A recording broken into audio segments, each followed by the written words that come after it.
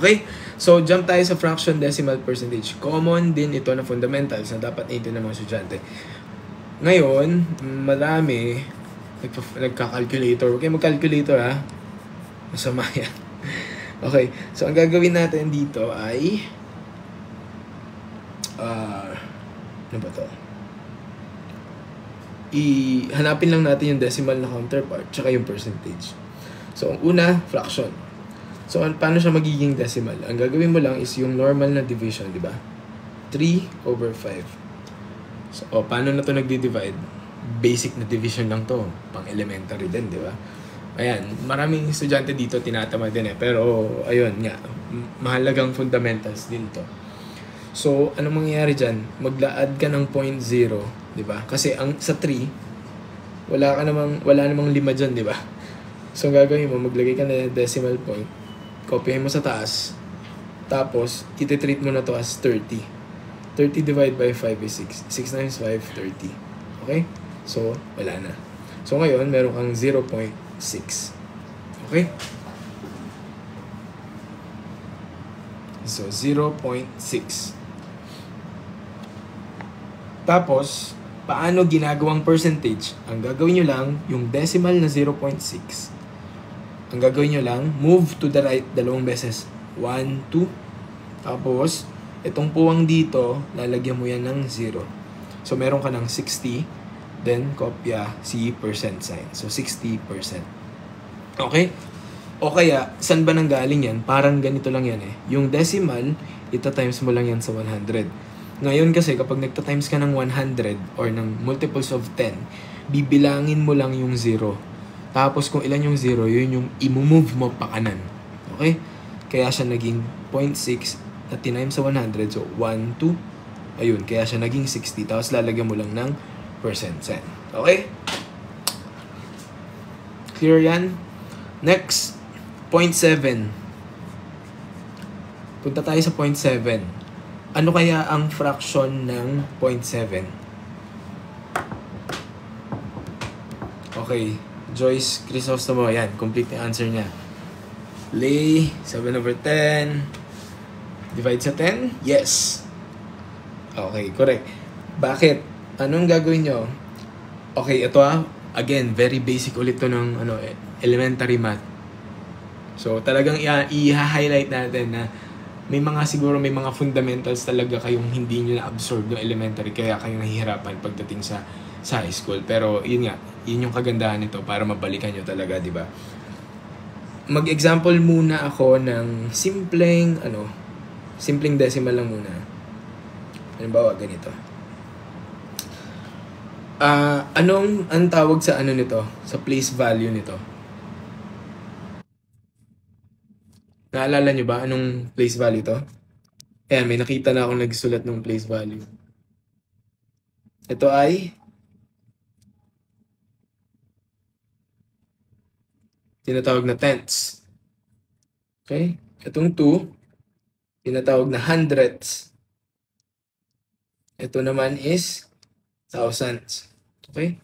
So ngayon, kapag binigyan kayo ng fraction, ng decimal na 0.7, so hanggang dyan lang yun, hahanapin nyo ano yung pinakasagad na place value.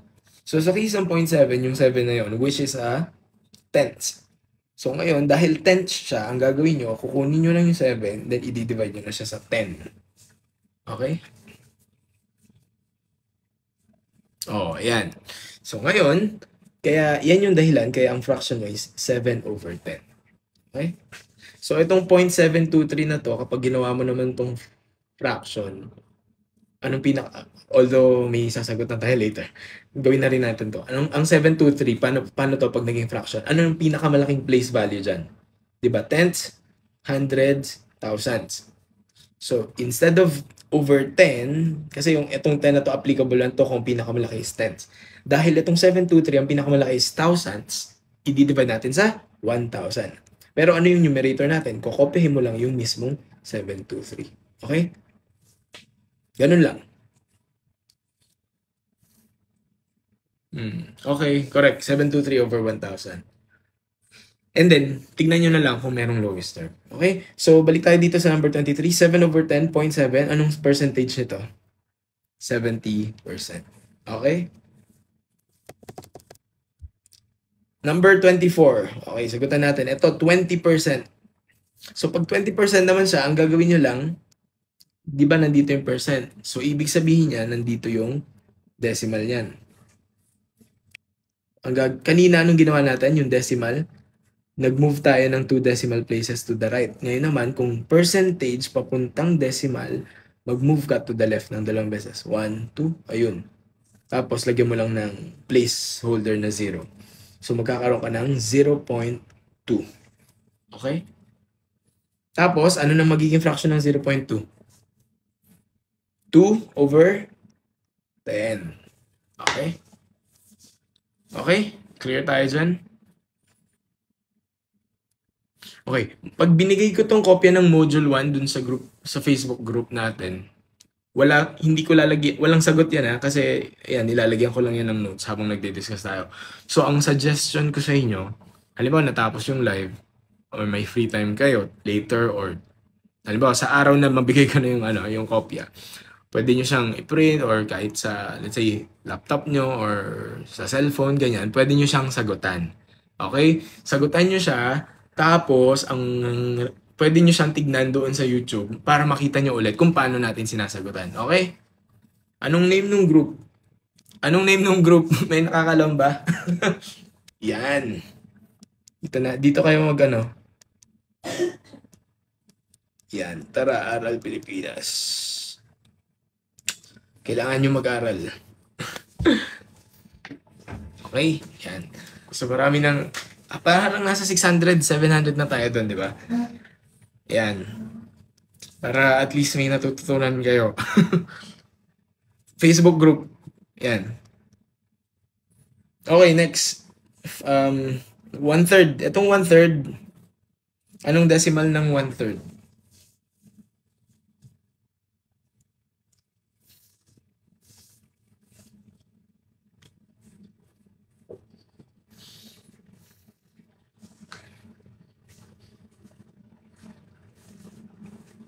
Actually, medyo tricky lang din tong sa 1/3. Pero yung basic na lang gagawin natin Hindi naman ganun magpapahirap minsan si Opka. Yung 1/3, kapag ginawa mong decimal yan, actually, di ba maging ito yan? 0.3. 3 times 3 is 9. Tapos, 10 minus 9, 1. Tama? Oh. Tapos, pag nag-add ka pa ng 0, 10 ulit yan. 10 divided by 3. Ano mangyayari dyan? Matatapos ba yan sa 0.3? Okay. So, ang okay, continuous, may bar, correct. So, mas tamang sagot dyan is 0.3 na may bar. Okay? Kasi, hindi siya matatapos. Ano yung term kapag hindi natatapos? Yeah, pwedeng, repeating siya na, nagsimula sa letter T. Anong tawag doon? Non-terminating. Correct. So, kapag nakakita kayo ng bar, ang ibig sabihin nun, 0.3333 na yan. Okay? Ngayon, paano natin i-convert yan sa percentage? So, kung naka 0.333 yan, i-assume nyo na lang ganyan yan, di ba? Hindi yan matatapos. So, move kayo 2 decimal places to the right. 1, 2. So, ano mangyayari? 33 point. Pwede nyo nang isulat 3%. Pwede nyo itong lagyan ng bar. 33.3%. Although pagdating sa exam, feeling ko naman ikakat na nila yan. Well, kung very meticulous, and then ilalagay nila yung bar. Kasi nga, by right, hindi yan matatapos. Pero kung wala kayo nakitang may bar, tapos nakita nyo lang is 33.3%, then that should be fine. Okay? So may times na choose the best answer. Kasi nga, multiple choice naman siya. Okay? So, pag finalo nyo yung account ko naman dito sa TikTok, nakikita nyo yung di ba? Meron akong mga Upcat Math Review na videos. I think majority nung nandun, naka-multiple choice yung example. Pero dito, hindi ako mag-multiple choice kung mapapansin nyo. Kasi gusto ko na-absorb nyo yung mismong paano siya sinasagutan. Dahil pag nag-multiple choice na kayo, mas madali na lang siya para sa inyo. Recorded ba yung live, sir? Yes, recorded. i-upload natin sa YouTube after nito. Pag nakuha ko na yung live. Okay, ngayon, pinakita ko tong 1/3 kasi gusto kong makita nyo yung difference. Ano yung 0.3 naman pag ginawa nyo siyang fraction? Mhm.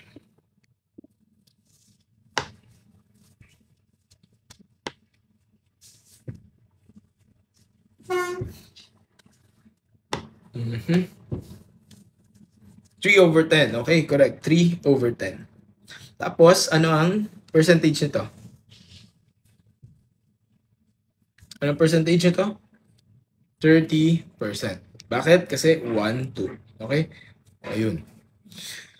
Anong YouTube? Sir, anong YouTube account natin? Ito po. JP Penuliar.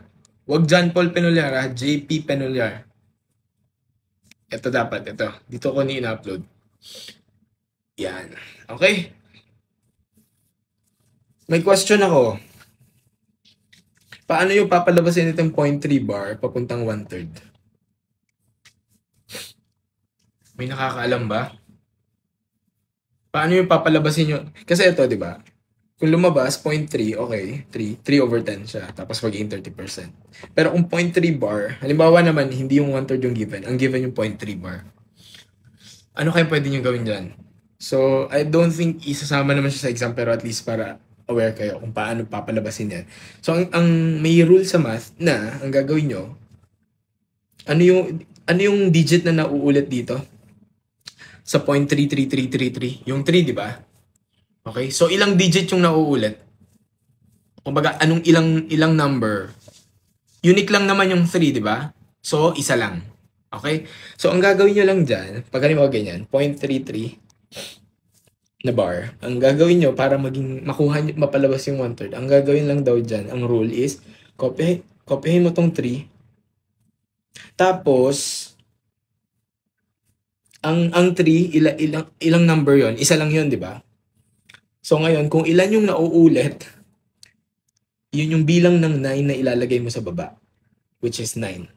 Okay? Kung ilang beses siya nauulit, yun yung bilang ng 9 na ilalagay mo sa baba. Ilang beses, isang digit lang naman yung nauulit, which is 3, di ba? So, yung 3/9, pag sinimplify mo to, magiging 1/3.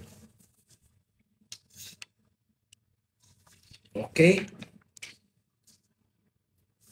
So, yan. Ganyan siya.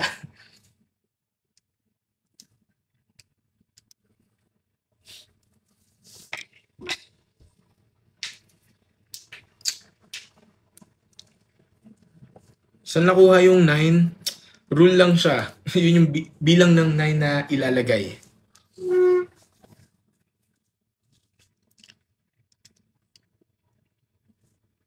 Okay, okay. Clear.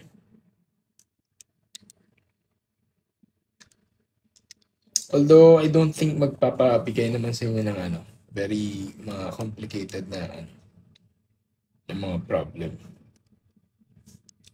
Okay, next.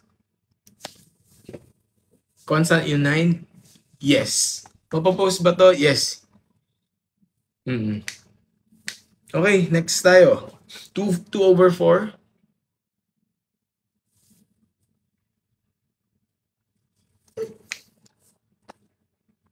Atong 2/4, pag ginawa nating decimal, what is 2/4? 0.5. And then, magiging 50%. Okay? Bakit naging 0.5 yan? Kasi 1/2 lang naman yan. Tama? Ano ba ang 1/2? 0.5. Okay? Okay, next, 45%. Itong mga last few numbers is, for your exercise yan. Anong 45%?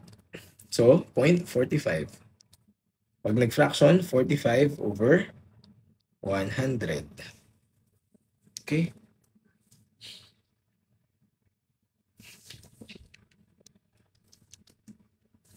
Next, 12/48. Ano naman ang 12/48? So, ang suggestion ko, para madali yung decimal, yung 12/48, gawin nyo munang lowest term. Ano bang lowest term ng 12/48 para hindi kayo mahirapan mag-divide yan? Kapag nag-lowest term kayo nito, divide to by 12. Tama? 12 divided by 12 is 1. 48 divided by 12 is 4. Ang 1/4, ngayon, i-convert mo to decimal. Ano siya pag decimal? Okay, can you try? What's 1/4 pagdating sa decimal? Magiging 0.25. Correct. 0.25. Ayan, hindi ko na ipapakita yung detailed. I hope marunong na kayo since dinaanan naman na natin. Ang 0.25 magiging 25%. Okay? Number 30 should be straightforward. So, 35% and then this is 35 over 100. Okay? Klaro tayo dito sa fraction decimal percentage.